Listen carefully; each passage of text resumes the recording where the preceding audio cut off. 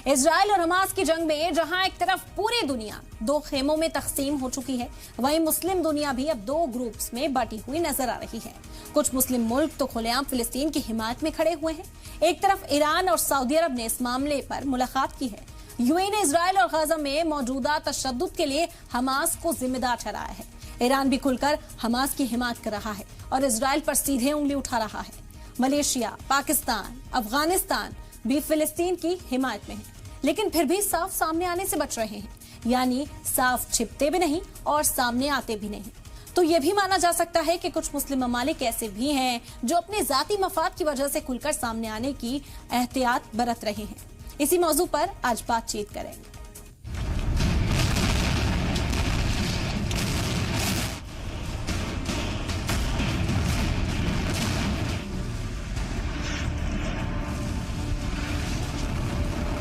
مخيم جبايا اللي عايش في قلب المخيم، في قلب المخيم هذا سوبر ماركت رابع.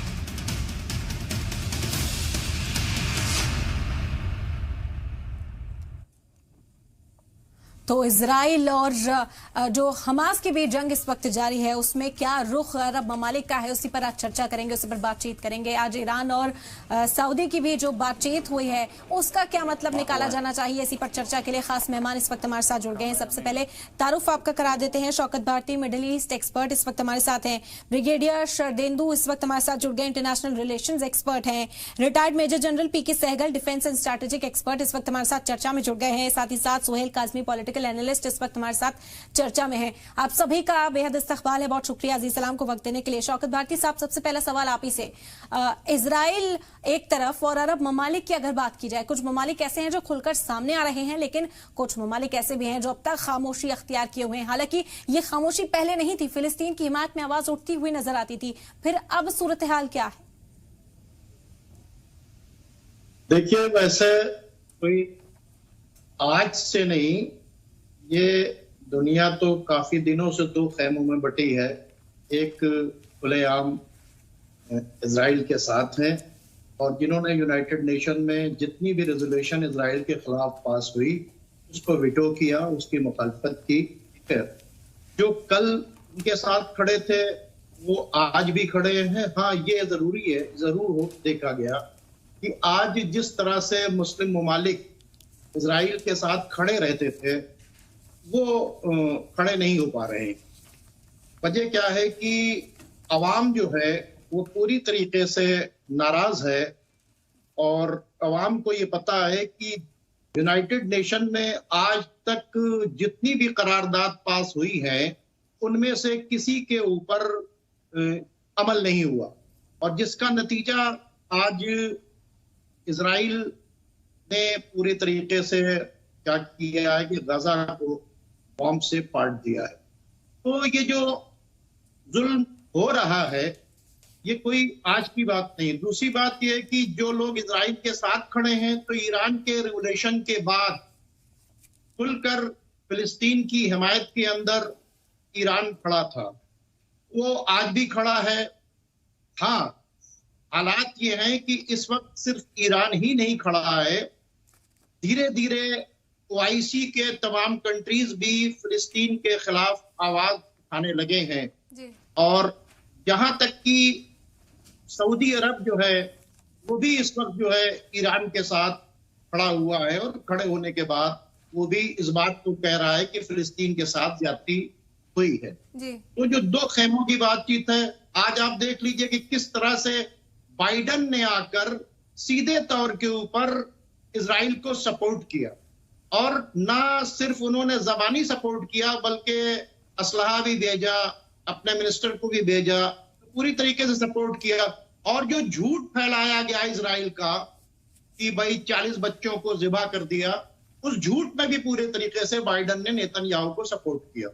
तो ये चल रहा है, लेकिन इस वक्त हालात ये हैं कि अब लेबनान के अंदर भी खुली हुई मुखालफत हो रही है, जॉर्डन में भी मुखालफत हो रही है, सीरिया में भी मुखालफत हो रही है। अरब कंट्रीज के पूरी अवाम जो है वो फिलिस्तीन के साथ खड़ी हुई। बिल्कुल बिल्कुल, इसी पर चर्चा आगे करेंगे। ब्रिगेडियर शरदेंदु साहब भी इस वक्त हमारे साथ हैं। आप कैसे देखते हैं सूरत हाल को? क्या तकसीम होती हुई जो दुनिया है दो धड़ों में आपको भी नजर आती है? अरब ममालिक के रुख पर कई तरह के सवाल हैं कि आखिर खामोशी क्यों है, चुप्पी क्यों है उस तरफ? सबसे पहले मैं बता दूं कि आज की डेट में दो खेमों में दुनिया का बंटना, एक तो वेस्ट वर्ल्ड हमेशा से इजराइल के साथ रहा है और जहां यूएस जिसका साथ लेता है वेस्ट आंख बंद करके उसके पीछे चला जाता है। उसके जो है फ्रांस है, जर्मनी है, यूके है, ऑस्ट्रेलिया, जो भी वेस्ट की कंट्री है उनका इंटरेस्ट है इजराइल के साथ बंधा हुआ दिखता है। लेकिन मैं इतना सरप्राइज होता हूँ कि 1948 से लेके आज तक ये स्ट्रगल चलता आ रहा है। अरब वर्ल्ड एक नहीं हो पाता है किसी भी इशू पे। क्या बंदिशें हैं, क्या मजबूरियां हैं आपकी, जो एक सही कॉज को आप सपोर्ट नहीं कर पा रहे हैं। ये धर्म का मामला नहीं है, रिलीजन का मामला नहीं है, ये इशू का मामला है। ये एक ऐसा इशू है कि इसको सेटल होना है। एक देश, यहूदियों को आप लाके वहां बता देते हैं, एक देश बना देते हैं। जिनका देश है उनको आप मार्जिनलाइज कर देते हैं और उनके हुकूक की बात नहीं करते हैं। और हुकूक की जब बात होती है तो आप एक मत नहीं होते हैं। तो इस तरीके के अगर आप डिवाइड रहेंगे तो नेचुरली आपके इंटरेस्ट के ऊपर दूसरे इंटरेस्ट हावी होते हुए दिखेंगे। तो मेरा मानना है कि आज की डेट में भी देखिए, कोई हमास का एक्शन को कोई जस्टिफाई नहीं करेगा।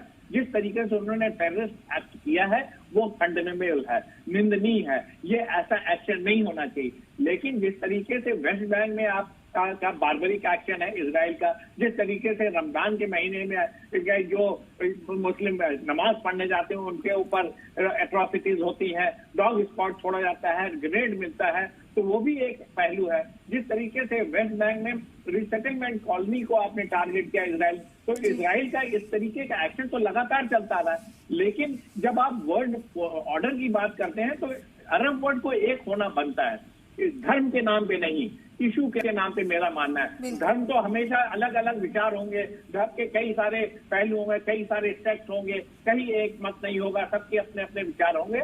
लेकिन जो सही बात है उसको कहने में झिझक नहीं होनी चाहिए, उसमें एक मत होना चाहिए। आज की डेट में मेरा मानना है कि पूरे वर्ल्ड को हमास के एक्शन को कंडेम करना चाहिए, लेकिन जो फिलिस्तीनी का इशू है उसको उस पर सबको एक मत होना पड़ेगा। अगर नहीं होता तो भारत इस बात को भी आगे बढ़ाएंगे। पीके सहगल साहब का भी यहाँ पर हम रद्देमल लेना चाहेंगे। पीके सहगल साहब, हम देख रहे थे पहले जिस तरह के रद्देमल सामने आते थे, लेकिन अब हमास ने ऐसे वक्त में हमला किया, ये कहना भी गलत नहीं होगा जब कवायद ये चल रही थी कि इजराइल कोशिश कर रहा था कि रिश्ते बेहतर हो जाए यूएई के साथ, बहरीन के साथ। हम देखते हैं कि कई मुआहदे हुए, कई मुआहदों पर दस्तखत 2020 के बाद से देखने को मिला था। तो इस बीच हमास का ये हमला होता है, क्या चुप्पी इसी वजह से है? क्योंकि इजराइल की कोशिशें भी थी कि अरब ममालिक के साथ अब रिश्तों को बेहतर किया जाए।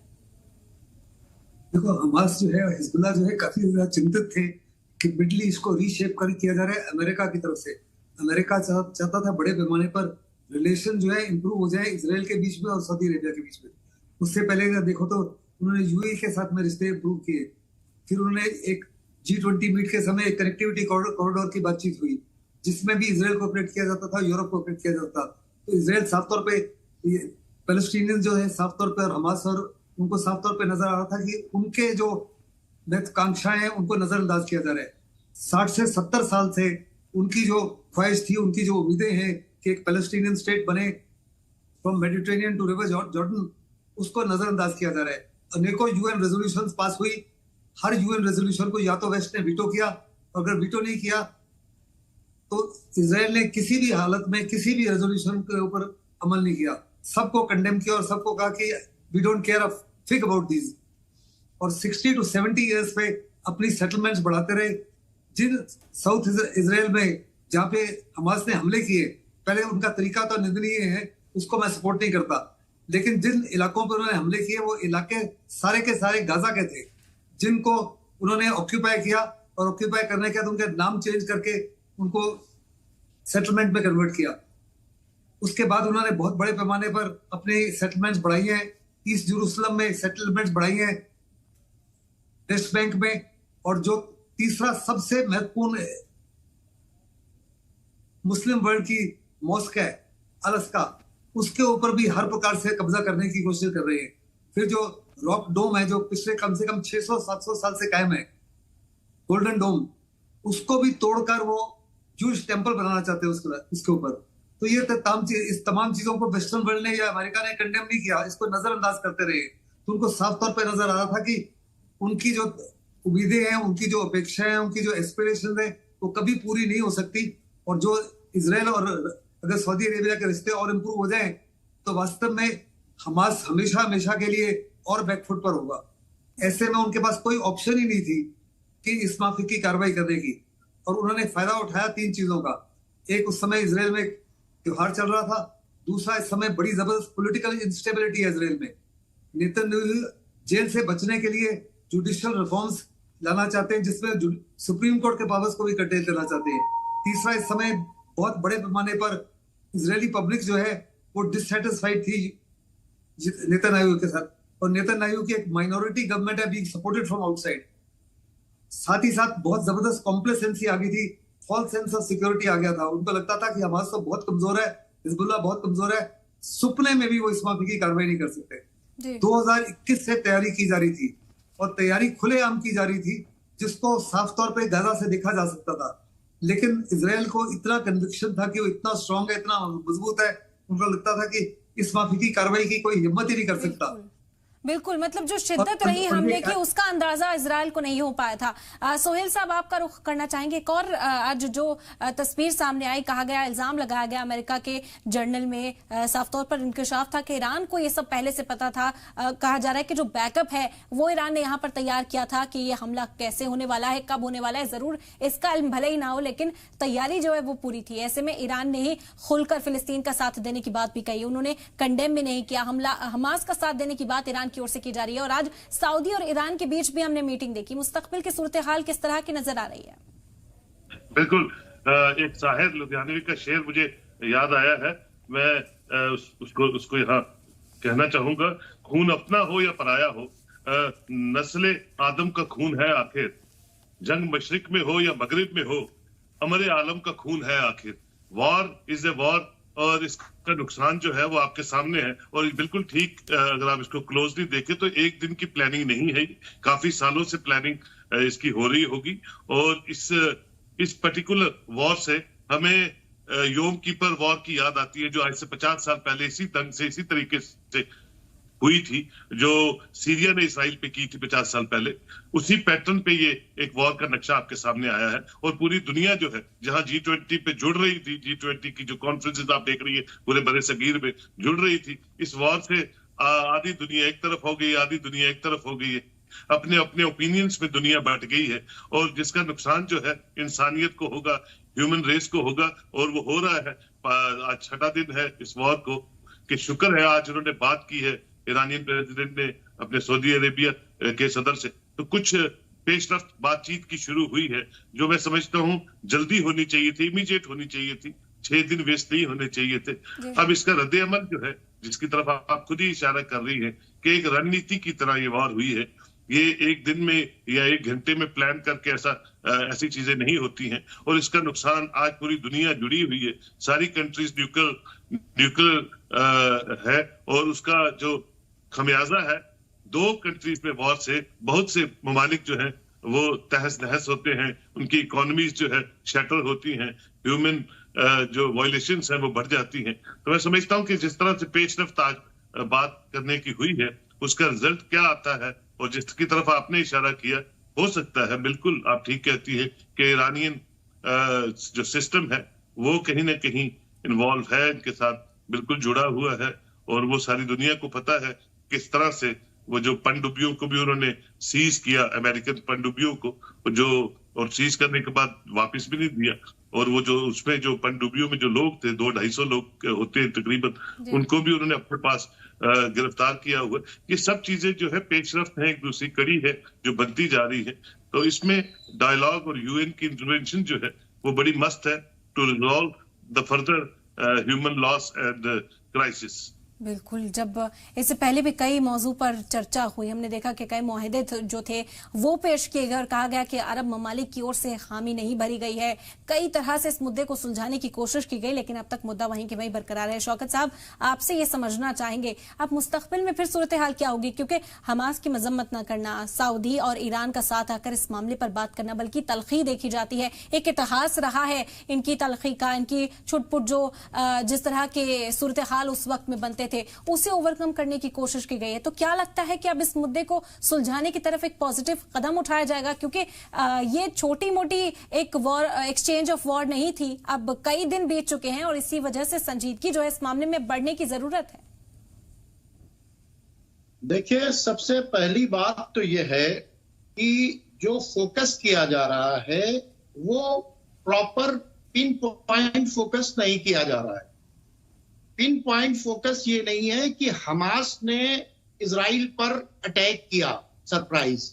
फोकस ये है कि ये इजराइल एक्चुअली कर क्या रहा है। ये वो इजराइल है जो 75 साल से फिलिस्तीनियों के लिए मुसीबत बना हुआ है। ये उन फिलिस्तीनियों के लिए मुसीबत बना हुआ है कि जब ये यहूदी फिलिस्तीन के समंदर में खड़े होकर फिलिस्तीनियों से कह रहे थे, उनके जहाज के ऊपर एक बोर्ड लगा था कि पूरी दुनिया ने हमें ठुकरा दिया, अगर तुम जगह नहीं दोगे तो हम इस समंदर में डूब के मर जाएंगे। यानी जिन लोगों को फिलिस्तीनियों ने अपने मुल्क के अंदर दुनिया जब पनाह नहीं दे रही थी, जिसने पनाह दिया उसका सुख इन्होंने छीन लिया इन्होंने। अब सवाल यह पैदा होता है, जब उनकी कोई बातचीत होती है तो उस पर जो है क्या होता है, यहां से लेकर यूनाइटेड नेशन तक जो सारी बातें होती हैं सिर्फ बात होती है, रेजोल्यूशन पास होता है, लेकिन किसी बात को ये नहीं मानते। और कोई आज से इजराइल हमला नहीं कर रहा, 2008 से लेकर 2023 तक, यानी 7 अक्टूबर से पहले 1.5 लाख फिलिस्तीनियों को मार दिया गया, जिसमें 33,000 बच्चे थे।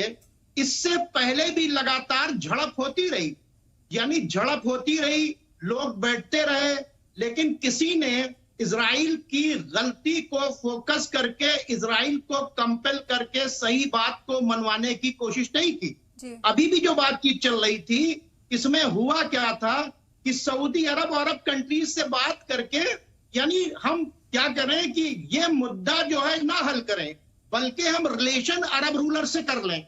तो ये कौन सी बातचीत है कि फिलिस्तीन को कोई राइट न दिया जाए, उनके सारे राइट्स छीन लिए जाएं। गजा को एक ओपन जेल बना रखा है जहां के ऊपर उनका जीना दूभर कर रखा है। यानी जिस मुल्क ने उनको पनाह दिया था, उनको उन्हीं लोगों को उनके मुल्क के अंदर जिन लोगों ने उनके ऊपर जुल्म के पहाड़ तोड़ दिए, अब वो लोग ये चाह रहे थे कि हम अरब कंट्रीज से बात करके यानी हमारा जुल्म चलता रहे। तो अगर ये आज बात की जा रही कि हमास ने ऐसा अटैक किया, अरे इससे पहले 34 दिन हिजबुल्लाह की वार हुई, उससे पहले कई झड़प हो चुकी हैं। तो आखिर आज तक तमाम दुनिया के मुल्कों ने इजराइल को यूनाइटेड नेशन में किए गए फैसले को मानने के लिए बाध्य क्यों नहीं किया? सवाल ये है, सारी डिस्कशन ये हो रही है कि साहब की वो हमास ने हमला कर दिया। अरे हमास ने क्यों किया? जो लोग कल पत्थर से लड़ रहे थे, यानी वो लोग जो पत्थर से लड़ते थे और आपके टैंक के ऊपर पत्थर फेंक रहे थे, आज उनके हाथ में रॉकेट कैसे आए? क्या वजह हुई कि आज वो इतने पावरफुल हो गए कि वो इजराइल के अंदर घुसकर अटैक कर रहे हैं? और आज भी आपकी हैसियत नहीं है कि उनसे ग्राउंड बैटल कर ले। आपकी पोजीशन ये है, आप एयर रेड जो कर रहे हैं, ये इस बात का सबूत है कि ग्राउंड बैटल करने की आज भी फिलिस्तीनियों से हिम्मत नहीं है। ठीक है, इन फिलिस्तीनियों को जो सवाल आपने उठाया, ठीक है, इस पर अब जवाब तलाश करते हैं। शरदेंदु साहब, जिस तरह शौकत साहब ने कहा कि जो पिन पॉइंट है उस पर तो बातचीत की ही नहीं गई आज तक। देखिए, अपने गिरेबान में भी झांक के देखने की बात है। फिलिस्तीन के कॉज को पूरे वर्ल्ड में रिकॉग्नाइज करता है, लेकिन आप भी कुछ हद तक जिम्मेदार है। फिलिस्तीन खुद इसके लिए काफी हद तक जिम्मेदार है। जब बेल्फोर्ड डिक्लेरेशन हुआ था, आपको 48% टेरिटरी उस इलाके की दी गई थी और इजराइल को 42% था और 8% यरूशलेम को बोला था यूएन का एडमिनिस्ट्रेशन होगा। तो 5 अरब देशों ने मिलकर उस पर हमला किया और युद्ध में हार गए। और युद्ध में जब हारे तो इजराइल ने उनकी जमीन नहीं दी और उसके बाद तमाम तरीके के 5 बार युद्ध हुए और उसका कोई निष्कर्ष नहीं निकला। और हर बार अपने कॉज को आगे बढ़ाने के लिए युद्ध का सहारा लिया, वायलेंस का सहारा लिया, वो सक्सेसफुल नहीं हुआ। सिर्फ एक यासिर अराफात ही ऐसे थे जो फिलिस्तीन के कॉज को पूरे वर्ल्ड के फोरम में एक अहिंसात्मक तरीके से रखने में सफल हुए और उन्होंने पूरे वर्ल्ड का सपोर्ट हासिल किया। लेकिन उनकी मृत्यु के बाद यही हमास देखिए धीरे धीरे आगे बढ़ गया। उसने हमेशा मिलिट्री को बढ़ावा दिया, मिलिटेंट एक्शन को बढ़ावा दिया है, हथियारों की बात की, पीस की जो भी बात करता है वो या तो फिलिस्तीन से एलिमिनेट कर दिया जाता है या इजराइल में एलिमिनेट कर दिया जाता है। वहां पीस की बात करने वाले को कमजोर समझा जाता है। यही सबसे बड़ी गलती हुई है। हिंदुस्तान ने विश्व को एक गांधी दिया था और उस गांधी ने हिंदुस्तान को स्वतंत्रता दिलाई। इस अप्रोच को उन्होंने अपने कभी नहीं कॉम्प्रोमाइज होने दिया। लेकिन फिलिस्तीन का मूवमेंट हिंसा और अहिंसा के बीच में फंस के रह गया। जब आप कमजोर पड़ते हैं तो अहिंसा की बात होने लगती है। मोहम्मद अब्बास कहते हैं हम प्रेसिडेंट है फिलिस्तीन के। जब आपको हथियार मिल जाते हैं तो हमास अटैक कर देता है। तो आपका भी मूवमेंट कुछ हद तक कंप्रोमाइज हुआ है।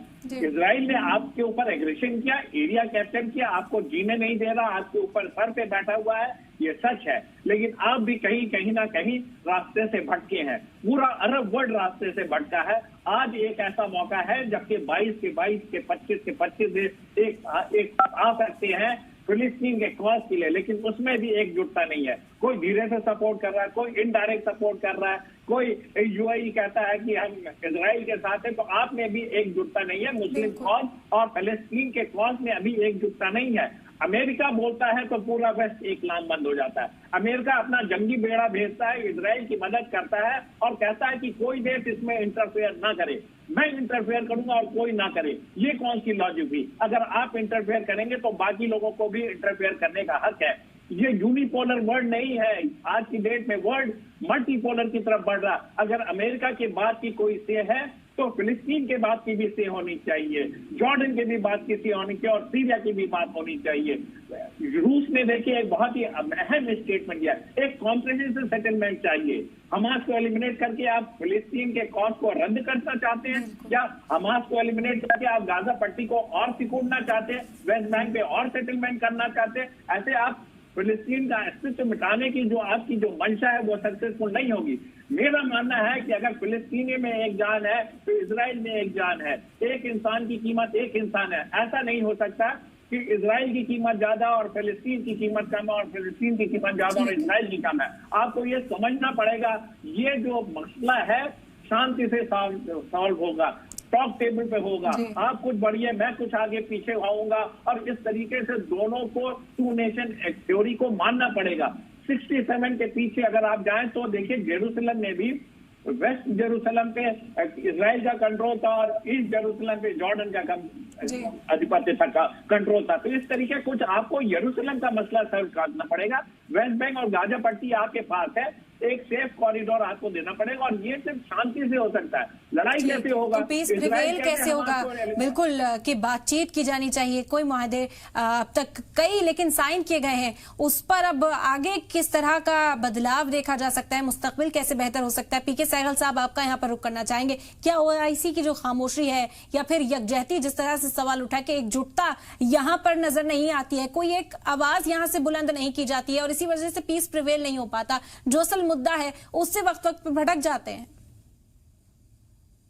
ये आपका सवाल बहुत ही अहम है और खास करके आज के माहौल में इसके ऊपर बातचीत होना बहुत ही लाजमी है। जी।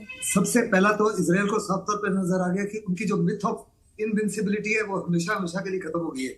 इजराइल के पास सब कुछ था, कंप्लीट एयर डोमिनेंस है, एयर डिफेंस है, टॉप क्लास आर्मी थी, टॉप क्लास एयरफोर्स था, top class security, top class intelligence था। जी।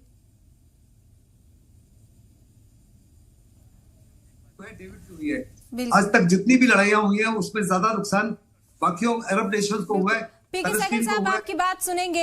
इस वक्त टेक्निकल थोड़ी प्रॉब्लम यहाँ पर आ रही है। सोहेल साहब आपका रुख करते हैं, यही आपसे समझना चाहेंगे। ओआईसी की यकजहती पर यहाँ सवाल उठ रहा है, क्यों अरब ममालिक के अलग अलग बयान है, कोई हमास की मजम्मत कर रहा है, कोई फिलिस्तीन के साथ तो है, हमास की मजम्मत करता हुआ नजर नहीं आ रहा, कोई इजराइल के खिलाफ बोलने को तैयार नहीं है। ये कैसे सूरत हाल जो है बेहतर हो?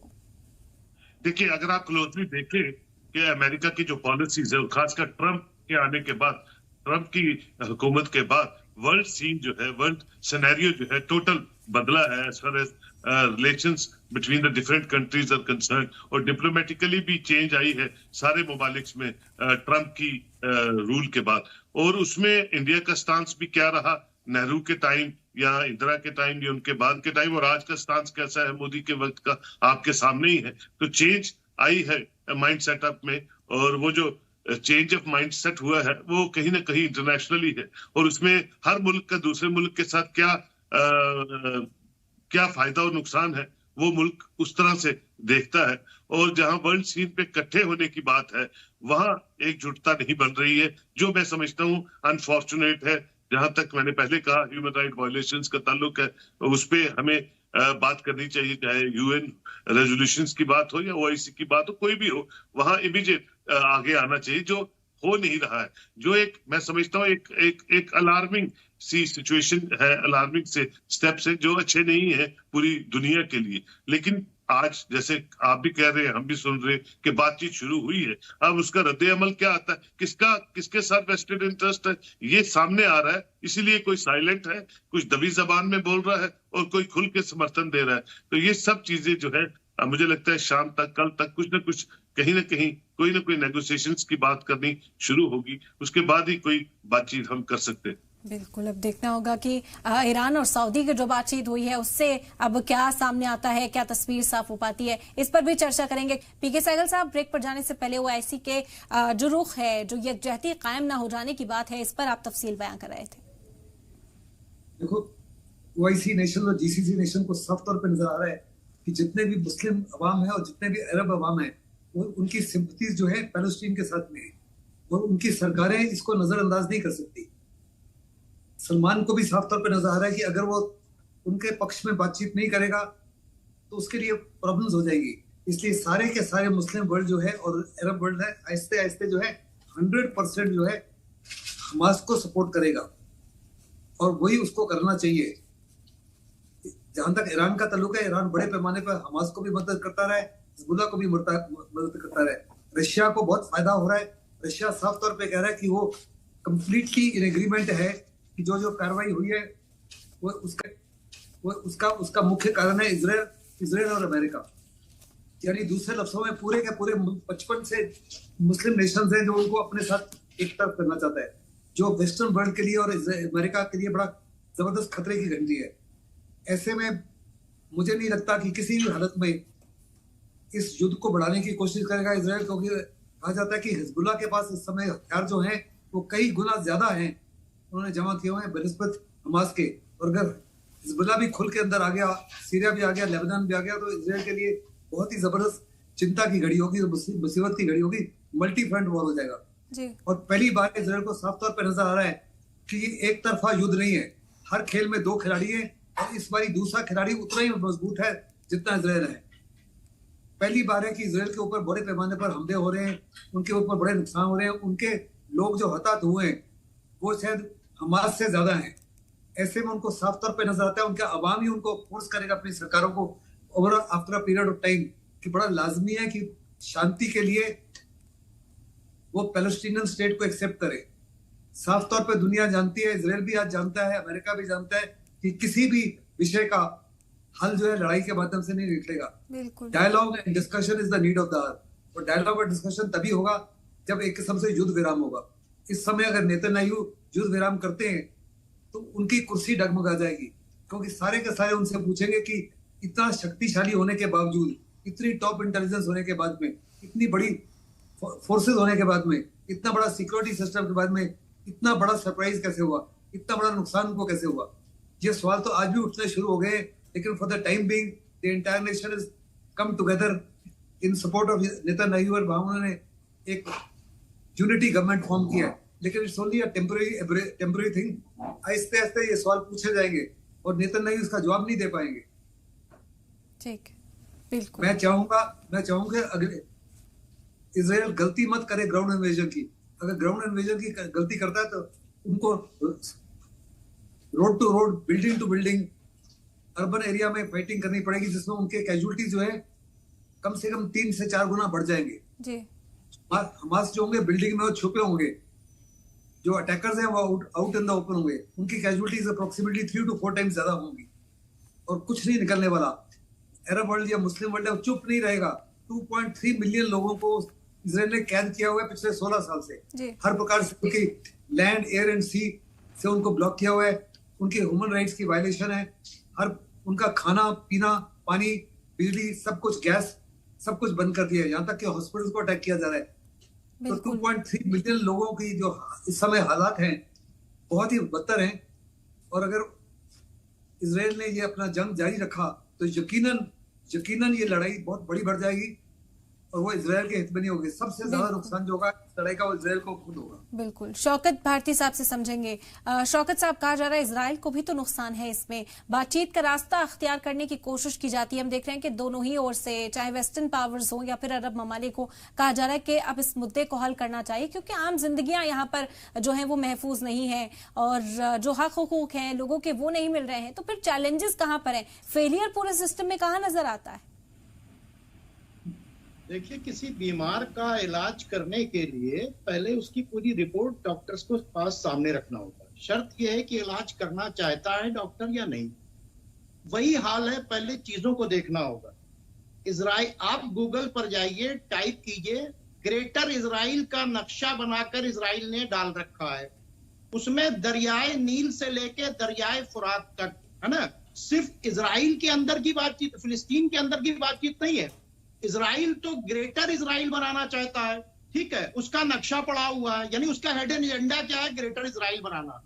दूसरी जो बुनियादी बातचीत है कि बैतुल मुकद्दस जो पूरी दुनिया के मुसलमानों का किबला अव्वल है, उसको गिराकर वहां पर हैकल सुलेमानी नस्ब करना चाहता है। सिर्फ उसका यही एजेंडा नहीं है।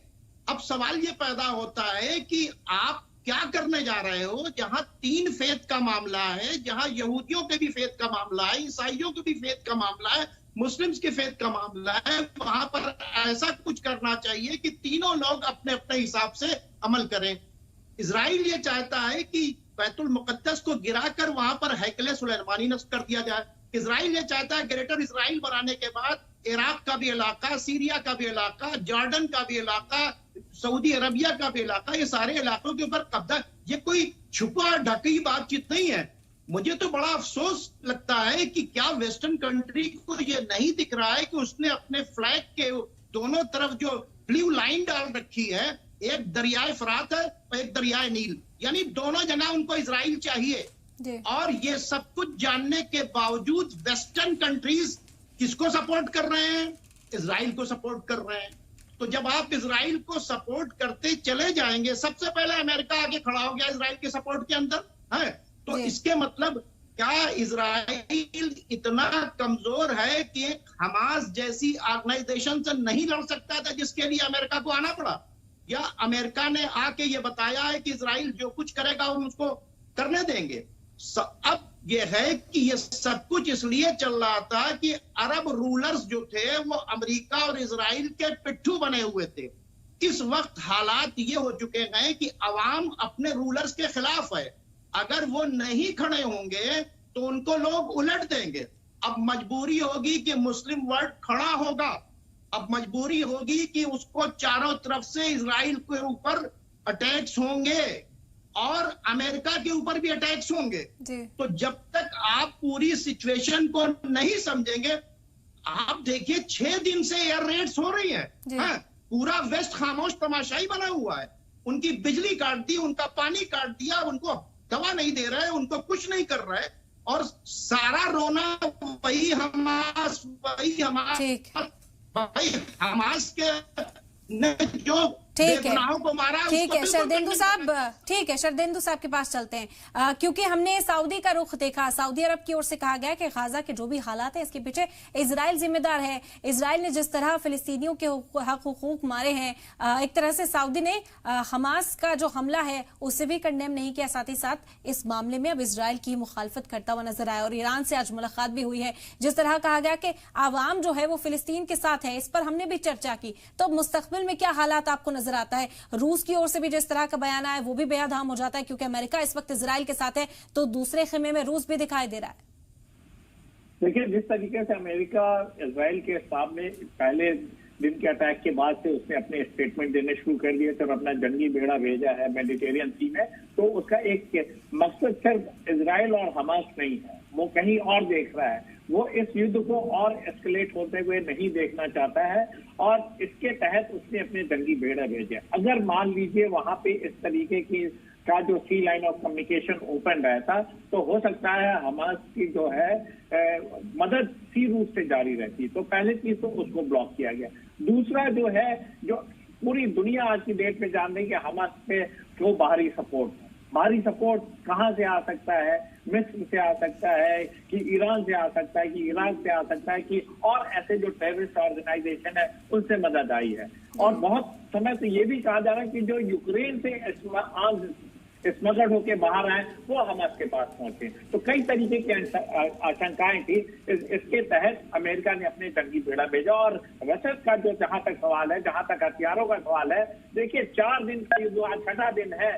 इजराइल बहुत बड़ी बड़ी बातें करता था, मिलिटरली बहुत सक्षम है, बहुत सारा आसना है, टेक्नोलॉजी वाइज ये बहुत एडवांस है, लेकिन जो ग्राउंड पे सिचुएशन है, 4 दिन के अंदर ही आपके हथियार कम पड़ गए। 4 दिन के ही अंदर आपको बाहरी मदद की जरूरत पड़ गई।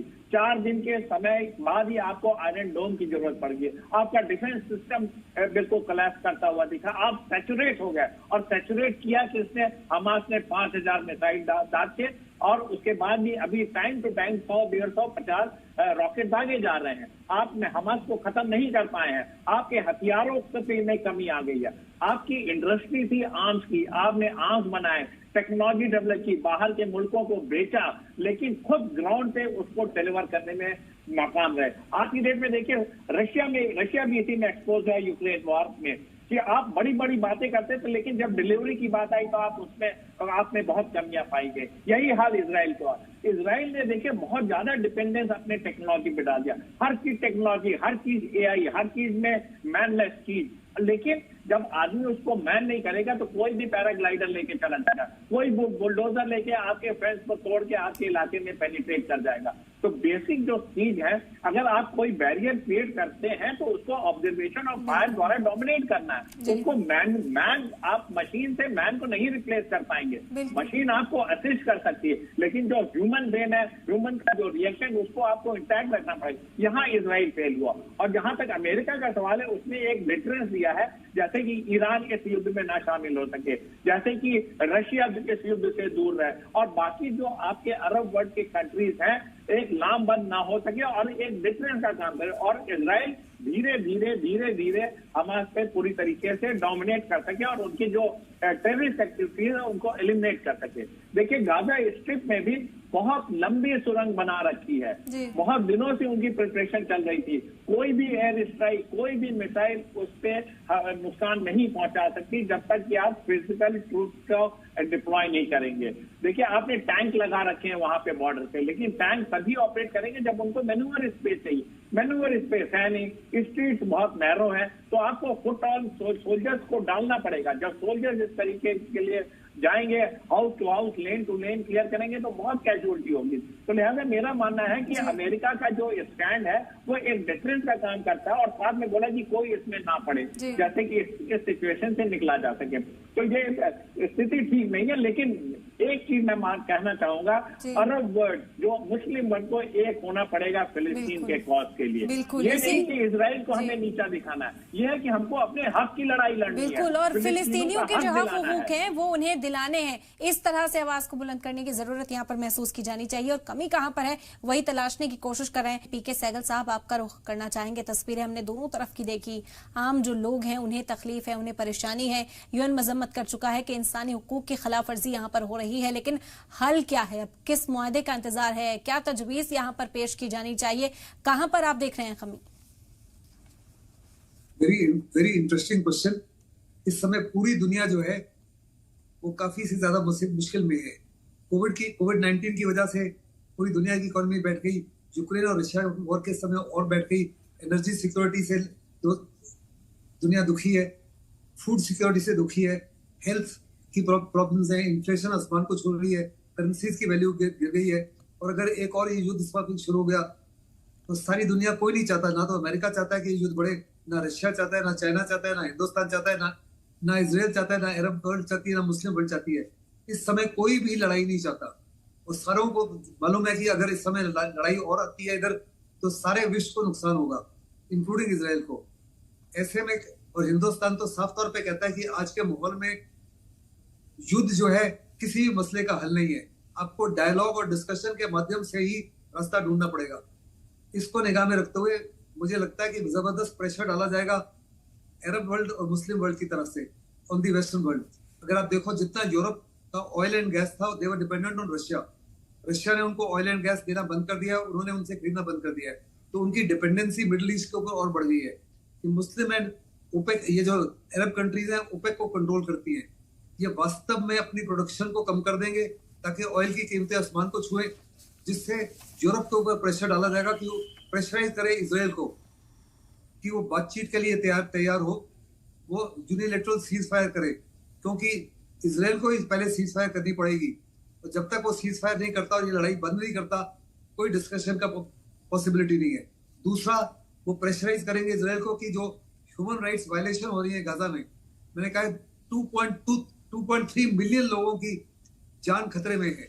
उनकी बिजली काट दी है, उनका खाना काट दिया, उनका पानी काट दिया, उनकी दवाइयां काट दी है, उनके सब कुछ काट दिए हैं। और पूरा एयर, लैंड और सी से उनको बंधक बना रखा है। 16 साल से दुनिया की सबसे बड़ी एक किस्म से ओपन जेल है।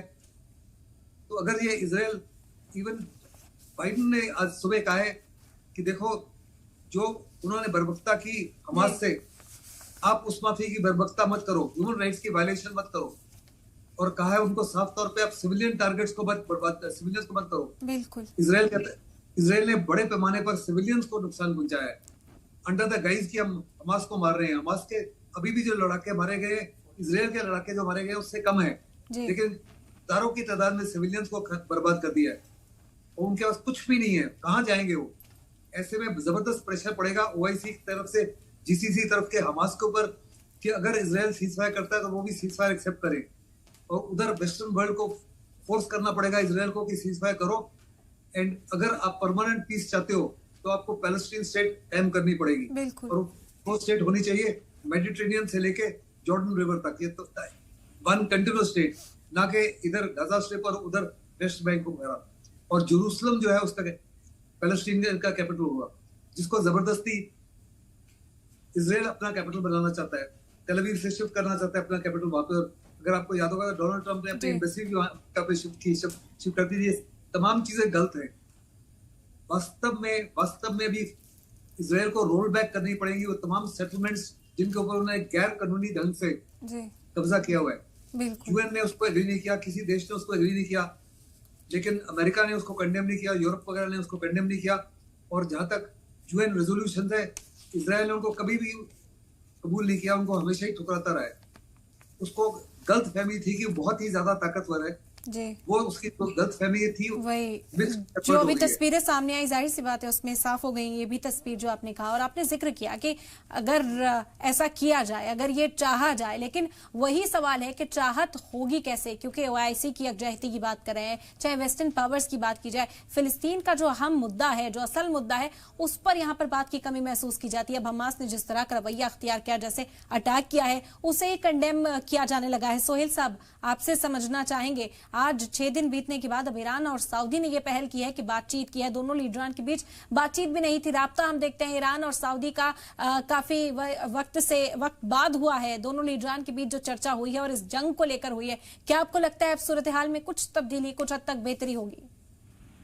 बिल्कुल, मुझे लगता है और पूरी होप है कि बातचीत का सिलसिला जो है किसी न किसी रद्द अमल पे जरूर पहुंचेगा।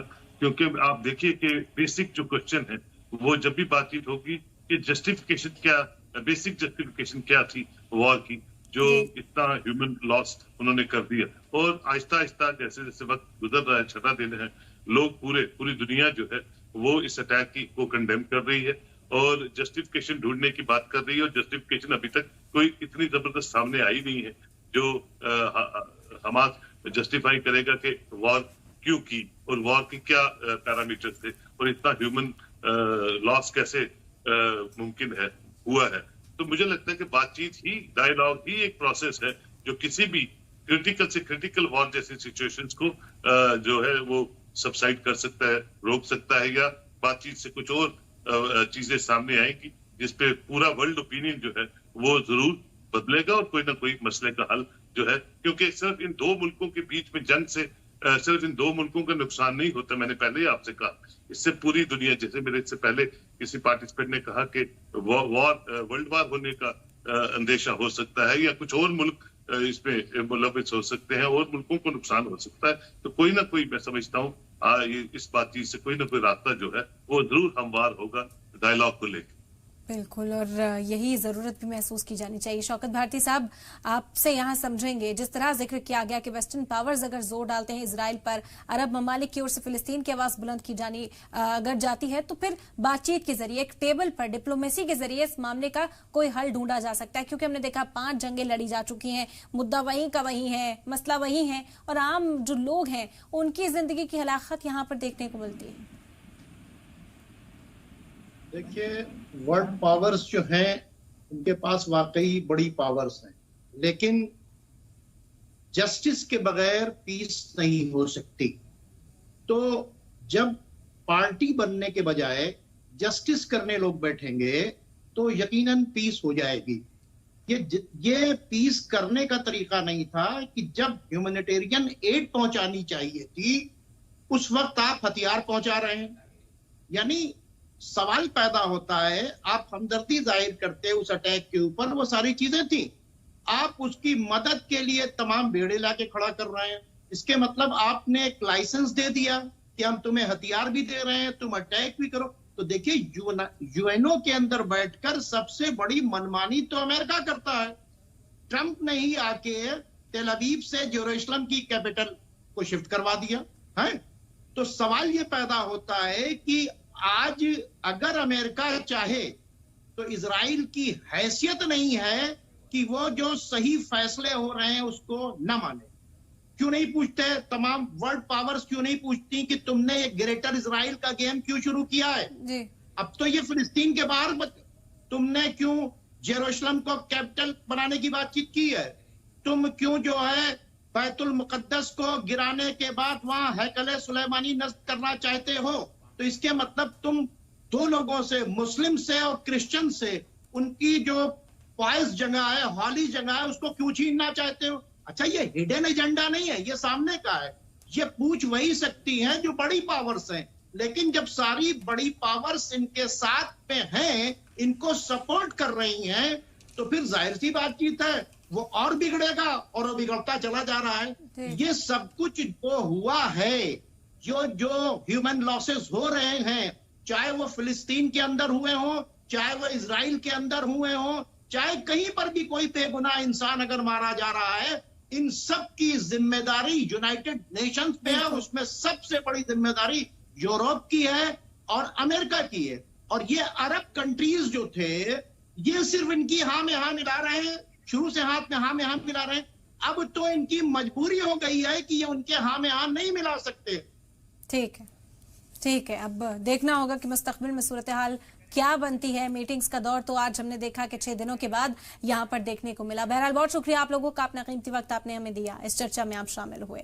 तो अब इजराइल और हमास की जो लड़ाई है, अब इसका मुस्तकबिल में क्या होता है, ये बड़ा सवाल है। इसी के साथ हमारी खास पेशकश में फिलहाल इतना ही। दीजिए इजाजत, आदाब।